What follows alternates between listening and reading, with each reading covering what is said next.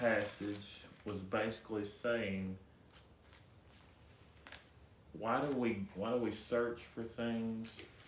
Why do we go after things that require money? Why do we buy things? Because and I'm gonna get deeper into this. I'm not gonna get like deep into this right now, but I'm just kind of giving you an idea of where I'm coming from here.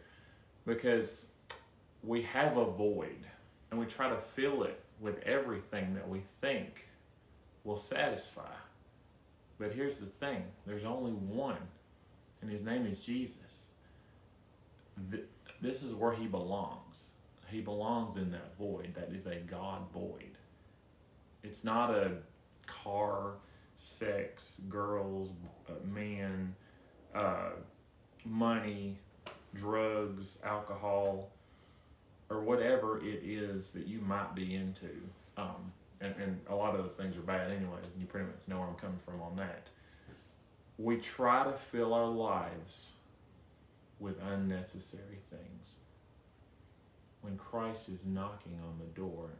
And I'm going to get into that in a minute here too.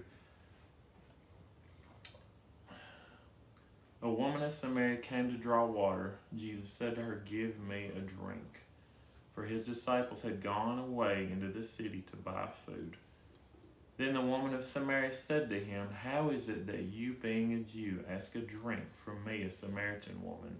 For Jews have no dealings with Samaritans." I pretty much explained there's a distance and there's been a separation and a feud between the Jews and the Samaritans ever since the Old Testament, and even today it's still not completely, because until Christ ends all of darkness, that won't change. That won't change. It's actually probably going to get worse, because after the rapture, if you know Scripture, we're going to be facing the worst than we've ever faced. But the children of God obviously are not, because they'll be in heaven with Jesus. And those who do not know him, and those who chose not to follow him and to turn their back on him, they'll be the ones having to face that, along with the Samaritans and Jews that are continuing to feud at one another. Verse 10 says, Jesus answered and said to her, "If you knew the gift of God and who it is who says to you, 'Give me a drink,' you would have asked him, and he would have given you living water." See, I told you.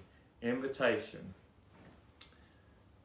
He's basically saying, look, I'm giving you an invitation to me. I'm giving you an invitation to life. I'm giving you an invitation to abundant life. This is the scripture that I thought about, Revelation 3:20.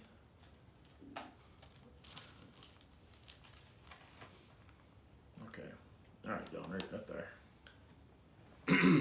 Behold, I stand at the door and knock. If anyone hears my voice and opens the door, I will come in to him and dine with him, and he with me.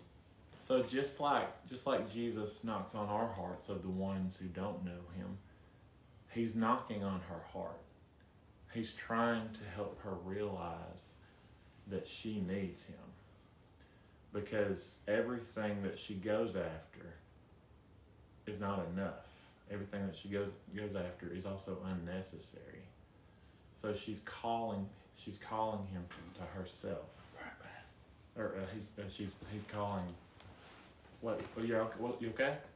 Yeah, I just need to use the restroom. Oh, okay. Sorry. No, that's okay. So my friend is gonna take a break.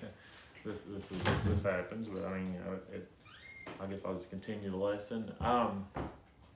So basically, he's calling her to himself, because without him, we're nothing. And that's what he's trying to help her understand, is without him, she is nothing. And Jesus even said in John 10:10, it says that the thief comes to steal, kill, and destroy, but I have come that they may have abundant life.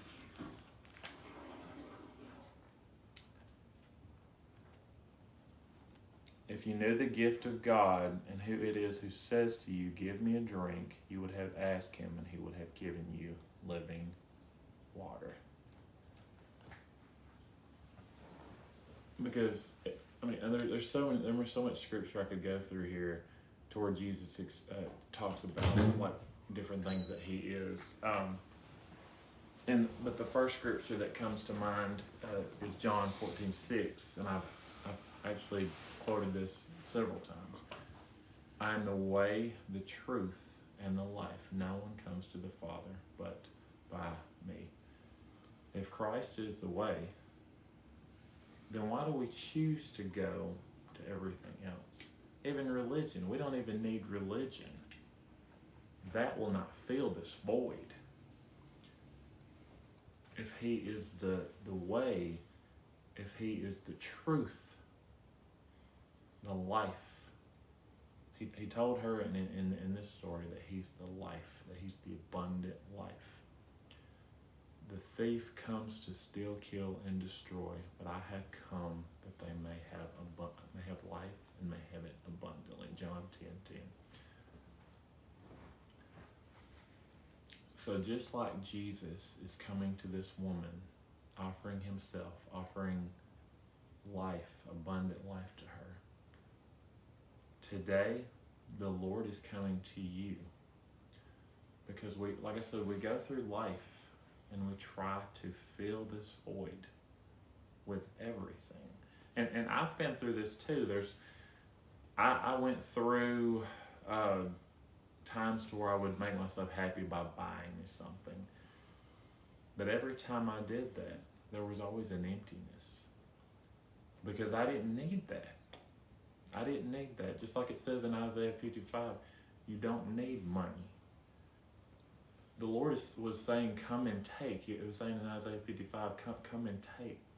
Come and buy, which you technically don't have to buy. God is saying, "I'm here." He's saying, through my son, I am here. All you have to do is ask for me. And then once we have him, he's always there for us. But Jesus is everything you will ever need to live this life. And he's also the key to heaven. You want a ticket to heaven? It's Christ. That's the only way that we'll get to heaven, is through Christ. Because when his blood is shed upon our lives, it wipes away everything that we've ever done, every sin we've ever committed. So while we're continuing to try to fill this void with everything under the sun, we're going to continue to get empty. I don't know if you're a sex addict, if you're a drug addict, if you're an alcoholic, if you love cigarettes, if you love books, if you love magazines, if you love video games, movies, whatever it is. It's never enough, right? See, that's the thing. That's just like here's I've made this illustration before, to where you're sitting here and you're eating a bag of chips. I'm sitting there and I was eating a bag of chips one day,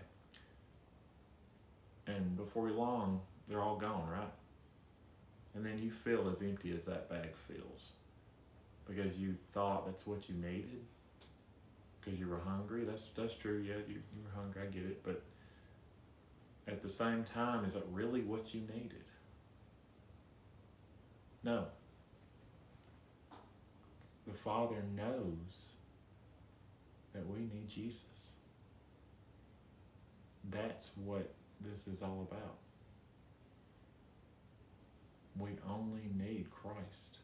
That's why he came.